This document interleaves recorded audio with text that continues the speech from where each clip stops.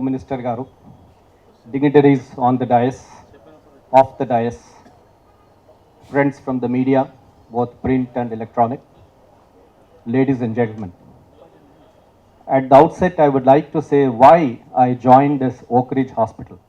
The speciality about this hospital is that I find that the doctors here are highly experienced, they are very skilled and well trained, and they have a humane approach. Secondly, what I found that even the non-clinical staff, right from the top to the class 4 employees, are totally dedicated to the hospital. Their aim is to see that the patients maintain the smile on their face. And whatever feedback we have got so far has been very, very encouraging. Patients are very happy. They are not charged exclusively. They are just moderately, and they manage so well, not only medically, but by the non-clinical staff. So that is precisely what made me join this hospital. Secondly, what we aim to do in this hospital is, I am basically a pulmonologist, a respiratory specialist. My aim is to make this hospital a state-of-the-art teaching hospital. I am also a professor of respiratory medicine in medical college, so I know the importance of teaching, because as a doctor, we must keep ourselves updated. And the more we keep ourselves updated, the more better we can serve the people. So that's what with the aim is, we want to start hopefully in the next 5 or 6 months diplomate of National Board in Pulmonary Medicine here. Now coming to the specific program why we are here, we are focusing on we are starting a respiratory department here. The respiratory department in general is comprising of the airway diseases like asthma, COPD, other things. Then we have a fiber optic bronchoscopy, a rigid bronchoscopy, a thoracoscopy, where we can diagnose the lung diseases like tuberculosis and lung cancer very early on. We have a computerized pulmonary function test facility. We have a sleep study or sleep polysomnography, where sleep-related diseases can be diagnosed early. So this is the entire, in summary, the Department of Pulmonary Medicine, what we are having here. Now coming to the specific points about this program, there are two things what I thought we should do. One is a smokers clinic, other is a breathe easy program. Smokers clinic, why I got into this is, I have seen many school children. You must have noticed many of these hookah clubs which have come up recently in the posh areas of Jubilee Hills and Banjara Hills. I have seen school children starting smoking in the age of 13, 14 years and ending up with COPD in the age of 30, 35. COPD is a disease which is a very crippling disease. You know, patient complains of breathlessness, he cannot walk for a few distances, and then if you stop smoking, it is too late. It has to be done early on. So these people have to be caught early on and then, imparted that yes, they should stop smoking. It is with this precise idea that we started the smokers clinic. In this, what we do is, if any person who comes with a history of smoking, even though he may not have any complaints, but if he has any minor cough, most of the smokers will have cough, they dismiss it as a smoker's cough. But actually, that's the beginning of a disease called COPD, or beginning of a lung cancer, because smokers have 90 times more chances of developing lung cancer than a non-smoker.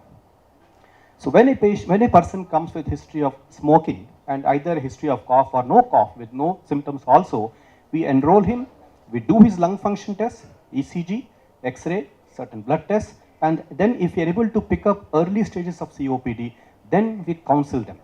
The smokers clinic comprises of 4 people, pulmonologists, psychiatrists, respiratory therapists, and a dietitian. As a pulmonologist, we will take care of the medical part of it. If necessary, there are certain tablets, chewing gums, which are available now to help the patient to stop smoking, like Nicogam and Varenicline tablets have come. More than that, see, when a patient is all right, he will not take the medications, however much you tell him. So we need to counsel him. So we have a team of psychiatrists who will counsel, who will tell them why to stop smoking, be after them, and see that they comply with the medication part of it.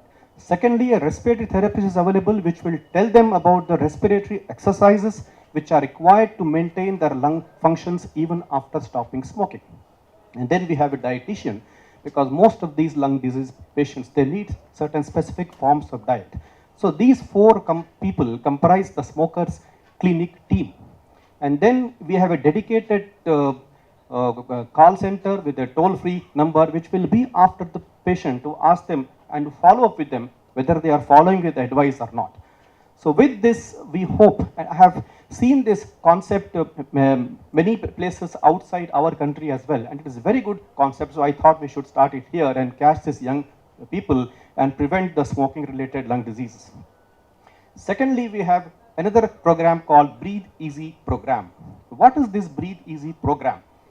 See, this is basically a disease management program.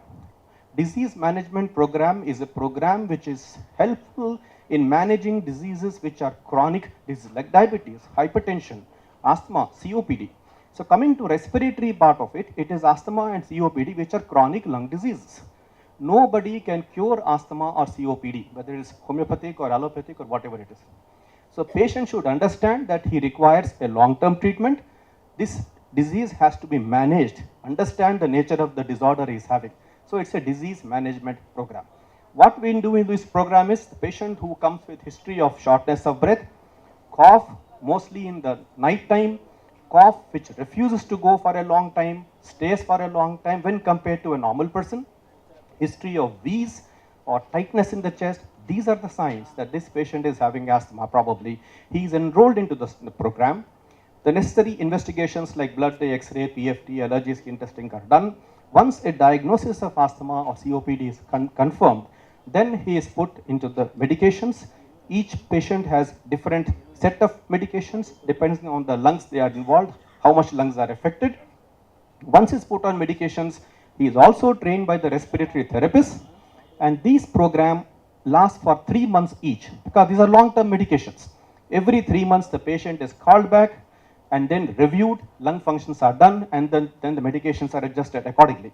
Like that, the program goes on for 1 year.